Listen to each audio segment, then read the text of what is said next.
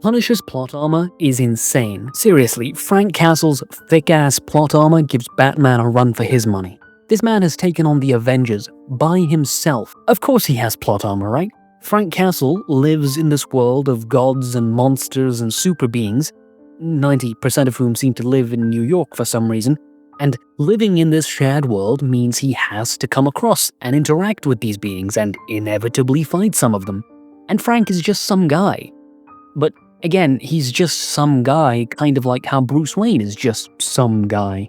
Maybe not as ridiculous, there's no magical Tibetan monks for Frank to learn from. I'm excited to see how they use the Punisher alongside Spider-Man in the upcoming MCU movie.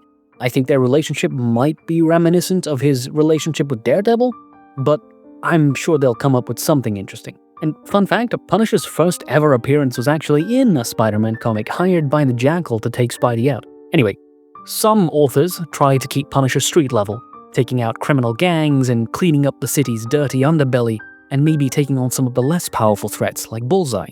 Some of Punisher's most famous storylines have followed this kind of vibe, and that's where I generally like him. But inevitably, someone's going to come along and want to, I don't know, send Frank to hunt Asgardian frost giants. That was a thing for a while. Or maybe turn him into the Avatar of Vengeance that made a deal with Mephisto before becoming the Herald of Galactus and turning into the Cosmic Ghost Rider who travels back in time to put down baby Thanos but ends up adopting him and raising him as a son? Okay, that one doesn't count technically, it was an alternate universe story, but boy was it fun. And it is fun. I'm not throwing shade at characters like the Punisher. There's something about the human characters like Bruce Wayne and Frank Castle that gets people behind them. Maybe because, in theory, they should be the underdogs, right? They're the regular people in these fantastical worlds. Though I should note, the Punisher has been non-human before. He's been Frankencastle, yes, that's Frankenstein's monster.